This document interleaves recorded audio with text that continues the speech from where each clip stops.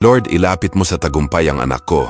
Panginoon, ipinagkakatiwala ko sa iyo ang aking anak, ang kanyang puso, isipan at lahat ng kanyang pangarap sa buhay. Ikaw ang nakakaalam ng kanyang mga pinagdadaanan, mga takot na hindi niya masabi at mga laban na tahimik niyang hinaharap araw-araw. Ilapit mo siya sa tagumpay sa tamang panahon. Ayon sa iyong perpektong plano, gabayan mo po siya sa bawat desisyon na kanyang gagawin. Ilayo mo siya sa mga maling landas at sa mga taong maaaring magdala sa kanya sa kapahamakan. Bigyan mo siya ng lakas ng loob kapag siya ay pinanghihinaan. Palakasin mo ang kanyang pananampalataya kapag siya ay nagdududa. Punuin mo ang kanyang puso ng pag-asa kapag siya ay natatakot at nawawalan ng direksyon. Panginoon, ihanda mo siya hindi lang sa tagumpay, kundi pati sa mga aral na kanyang matutunan sa bawat pagkakamali. Naway maging mabuting tao siya, may malasakit sa kapwa, may takot sa iyo, at may pusong handang magmahal. Maraming salamat, Panginoon, dahil alam kong hindi mo siya pababayaan. Ikaw ang kanyang lakas, sandigan, at tagapagtanggol.